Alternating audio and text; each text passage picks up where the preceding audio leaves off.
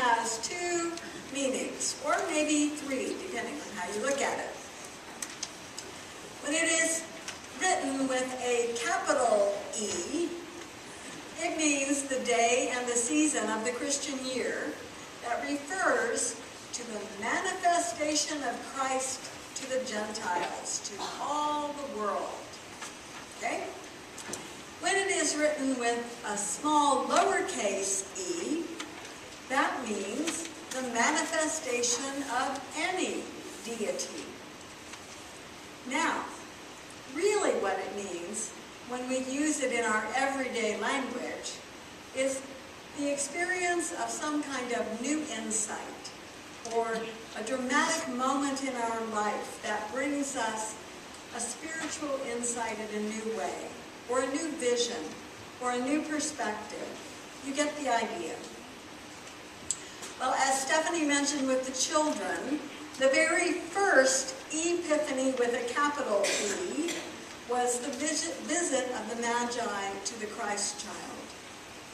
In that moment when three people symbolically came together from all around the world to visit this newborn child, it is a celebration that Christ is born for the whole world, for everyone, for all of us.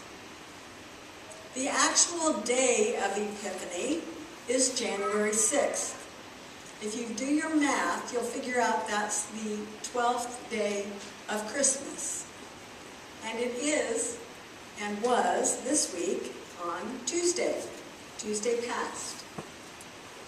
Well, last Tuesday night, Rick and I decided to brave the cold and take a short walk in downtown Pittsburgh, Pennsylvania, before our flight home the next day. And the very moment that we stepped outside, we heard the pealing of bells. If you can imagine all of these bells, 10 times their size, all ringing in order, one after another. And so we decided to walk toward the sound. And the sound got louder and louder. And down the block from where we were, we came to a little Lutheran church that was nestled in between all of the tall skyscrapers. The church was all lit up, and the bells in the tower were ringing and ringing and ringing. Rick and I stood there for a moment and we looked at each other and then we said, "Today is Epiphany." And just then we saw the people leaving the church after having been to their worship service together. Epiphany, it's a time of great celebration for all of us. It's a time when we remember again and again that God's love was given to us, manifested to us, to everyone, to the whole world through Jesus Christ. Well, now the symbol for Epiphany, as Stephanie gave you a good hint, is light. And that takes us back to the beginning of the beginning. In the beginning, God created the heavens and the earth. And God said, "Let there be light." And there was light. And God saw that the light was good. And God separated the light from darkness. So we have known light to be a spiritual symbol for us from the beginning of all time. It is a gift from God. Think about all the kinds of light we enjoy.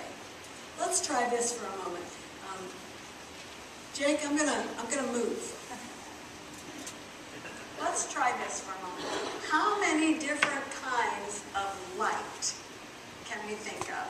Let's see how many we can name. You're gonna have to help me though. What do you think of when you think of light? Christmas lights. Light bulb. Candle, candle. Candle, candle. Ooh. A sun. we glad to see a glimpse of it today? Flashlight. What else? Campfire. What? Campfire. Campfire. What else? There's lots more. Yes?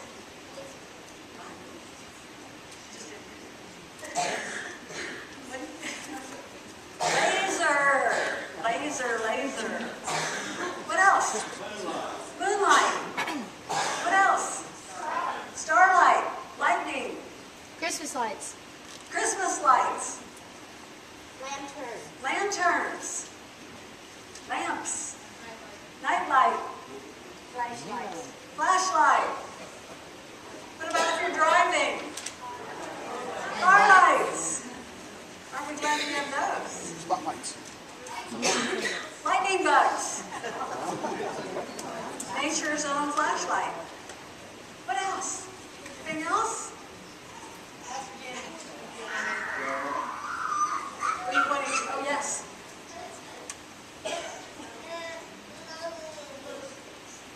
Glow sticks.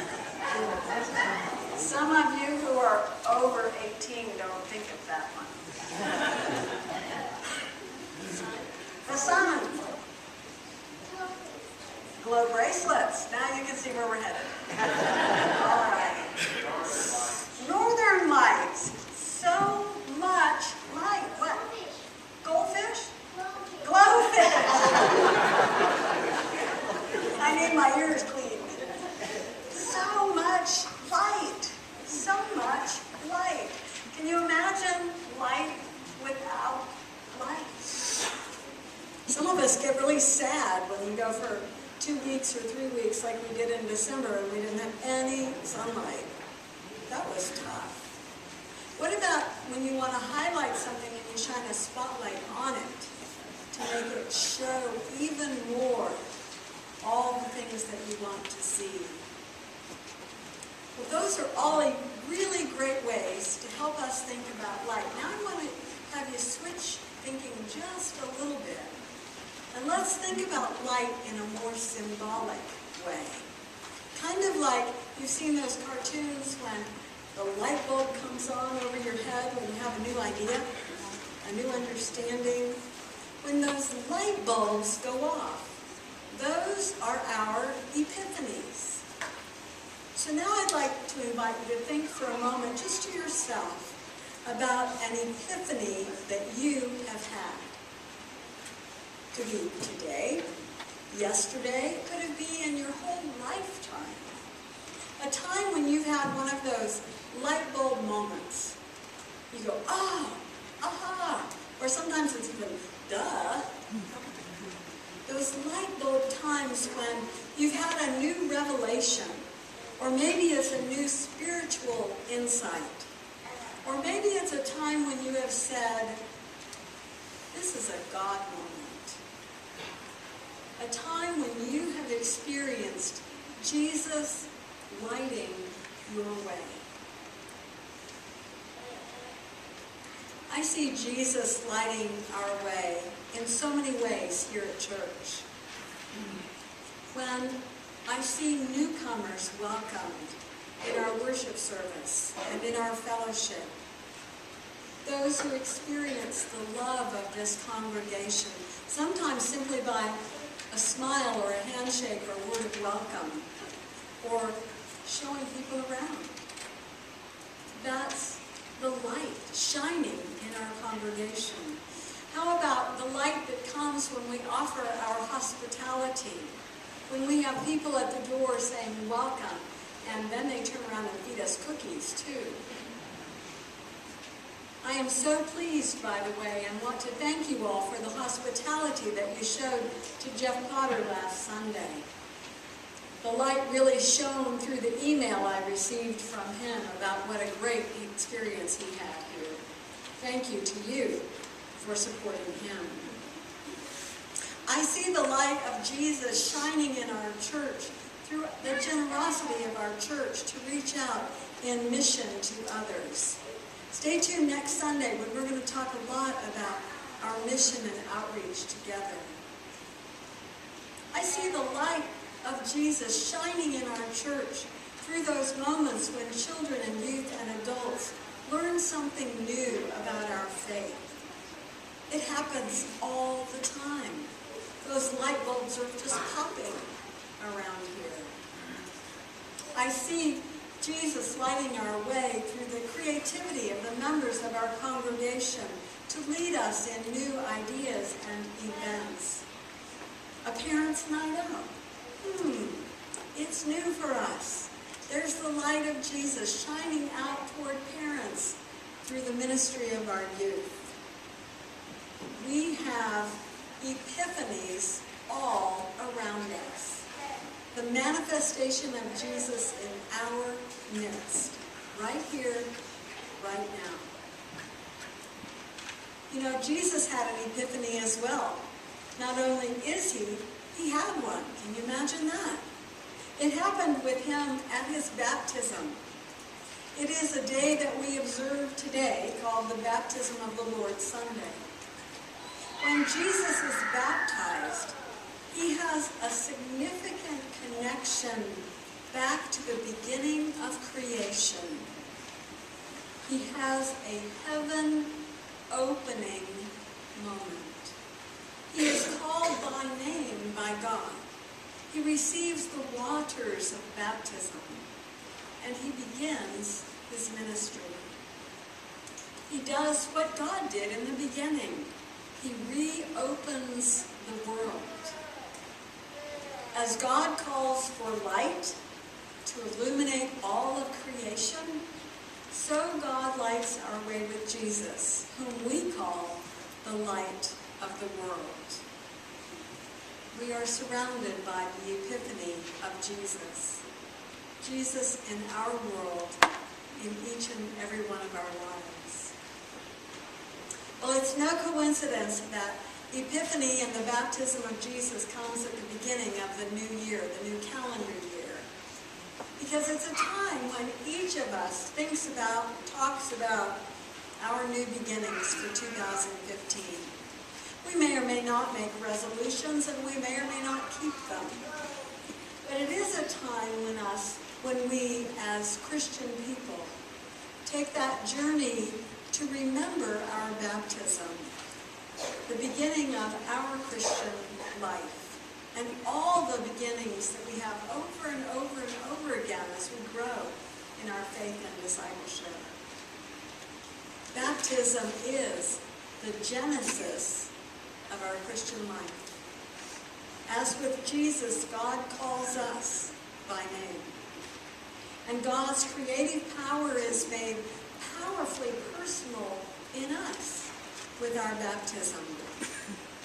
Just like God looked at all of creation and called it good, and just as God looks at Jesus at his own baptism and says, "This is my beloved child, with whom I am well pleased." And just as God empowers Jesus to be the light of the world, so God also leads us with the light of Christ into all our experiences. We are the light. We are called to be the light, to share the light that we have received. Maybe one way for us to think about it today is for us to follow the lead of our acolytes. That's the word we use to talk about those who light the candles for us every Sunday in worship. If you're an acolyte now, or if you've ever been an acolyte, I'd like you to raise your hand real high so everybody can see. If you've ever been an acolyte, if you're an acolyte now, I was an acolyte for years when I was in junior high school. Put your hands down. All of you who are acolytes, or have ever been an acolyte, know that you have an important role in the worship service. We carry the symbol of Jesus, the light of the world, into our service every week, every time we gather together. We bring the light of Christ in, and at the end of the service, we take the light of Christ out. That's intentional, for we follow that light of Christ as we go from this place into the world in which we live. We are part of that light. The light of Christ shines in us and through us. And so perhaps as we begin this new year, we ask ourselves how we will live as faithful disciples. How will the light of Christ shine through us so that the world may know and see the love of Christ that they are so eager to receive? As we sang earlier, perhaps it may be our theme song for the new year. If you need a way to remember your baptism, a way to remember the story of Epiphany and Jesus' love for everyone, if you just need a way to remember that God loves you and loves through you, then just keep singing that song. This little light of mine, I'm going to let it shine. Let it shine, let it shine, let it shine. May it be so. Amen.